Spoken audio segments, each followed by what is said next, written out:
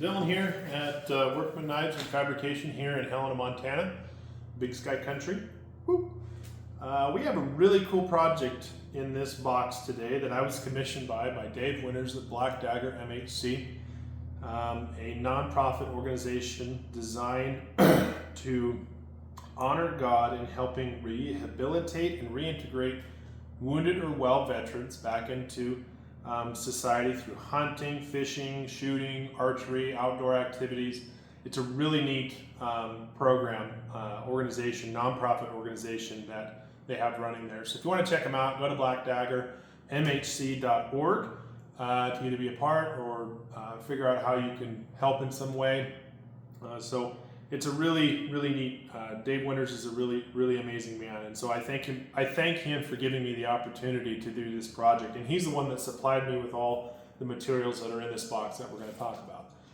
So what I was commissioned to do was to make a knife to do two things: honor the 506 Easy Company that was dropped in on June 6, 1944. They, if you've ever seen the TV show series. HBO series Band of Brothers, that's who it's representing, the 506 Easy Company.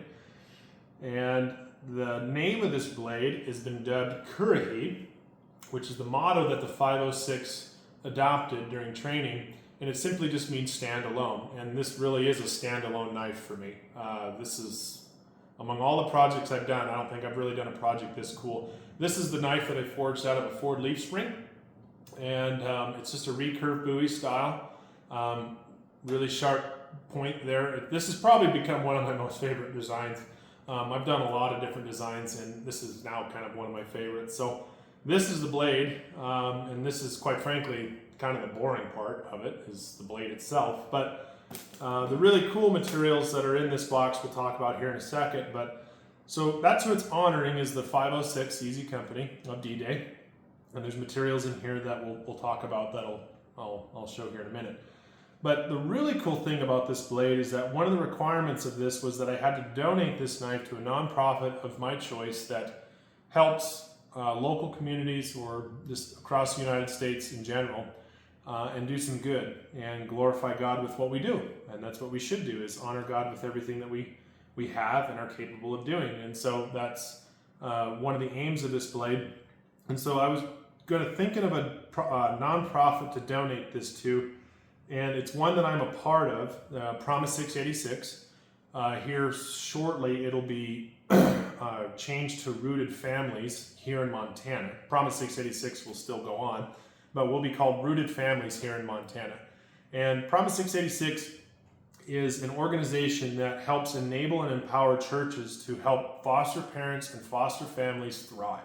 Because one of the big problems that we're facing in the United States is a foster care crisis, among many other crises. But we do have a foster care crisis here in the United States. I think there's roughly 360 to 400,000 kids in the United States alone that are in the foster care system. And Montana, I think, is still number one at being the worst for having a foster care crisis. We have, I think, roughly 32 to 3,600 kids in the state of Montana alone in and out of the foster care system. And so Promise 86 aims to help alleviate that, whether through helping CPS workers, being part of state and local governments to really help unite churches in a really practical way to help foster families thrive. And one of the other big problems is that they say 50% of foster families that start within their first year will quit. 50%, and that shows because it's really hard. And so they saw that as, like, we're seeing people who want to have a heart to do foster care, but they get no support. We applaud them, we encourage them, but they don't really get any practical support. And so they're kind of the solution to that. And so my wife and I, which at the moment we're not really in the position to foster care, but that doesn't mean you can't help with foster care. There's practical ways that we've been able to help families who are trying to be reunited with their biological parents, who they're fulfilling the requirements. They're getting a job, they got a house, they're trying to get things steady and going, but they have current needs that they can't fulfill. And so my wife and I have been able to participate in serving these people, and even foster parents We've got to assemble a bunk bed. I got to assemble a bunk bed with a foster dad who was really doing amazing work with the young man that he had fostered, that he is currently still fostering, and was just a really neat experience to meet people you've never met before, but her doing an amazing work trying to bring kids into whole families. And so Promise 686, aka Rooted Families here in Montana, is designed and set up to do that. So if you're interested, go to Promise 686 online and take a look at what they do. And so if you think your church would like to be a part of that, reach out to them. It's a really neat, they're all across the United States. I think it started in Georgia. But yeah, we're up here in Montana, and it's just a really unique program. So with all that said, that's what this knife is for. Now let's get to what this knife is going to be made, what the handle material is going to be made from. So let's start with this big ugly mug. This guy here is barnwood from Marmion Farm that the 506 assembled at in June 6, 1944. And there are certificates of authenticity for everything in this box, okay? So it's not just, you don't need to take my word for it, or even the guy who donated this to me. So I'm gonna have to stabilize this just because it's so airy and so termite eaten. And I wanna kind of try to preserve as much of the aged look as I possibly can. So here's the block. And so really cool. I mean, this is where Captain Dick Winters and Easy Company were standing next to this. This is pretty cool. So super excited to make this into a handle.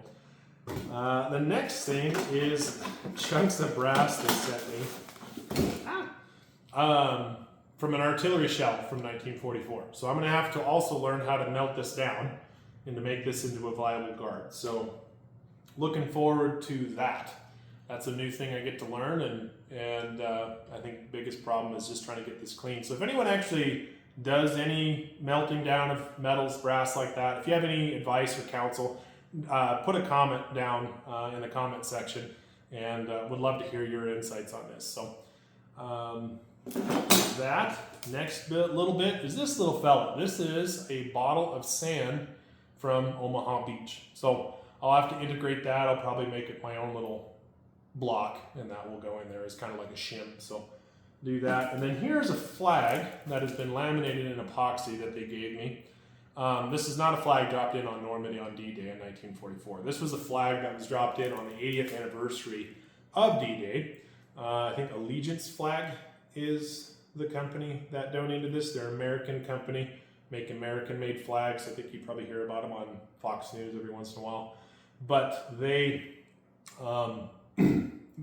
made this, and so this will kind of probably go right behind the guard, the sand, and then the wood right after. So I think, and that's how I'm going to do it. But yeah, they laminated it, and this was dropped in on the 80th anniversary of D-Day. So no, really cool. Super excited about this project. This is, as I said, a Currahee of my own, a standalone project that is incredibly unique. And there'll probably nothing like it that I'll ever do. I'll probably have cool projects like this in the future, you know, but this is just kind of really a one-of-a-kind thing that I get to be a part of and give back to my community at the same time. So thank you for watching. If you like this video, be sure to like and subscribe. And I'll be doing videos on all these individual processes, from the stabilization of the handle, from the melting of the brass to incorporating the sand. So I'll make videos like that. So if you want to watch more, be sure to like and subscribe to my channel. And you guys have a good day. God bless.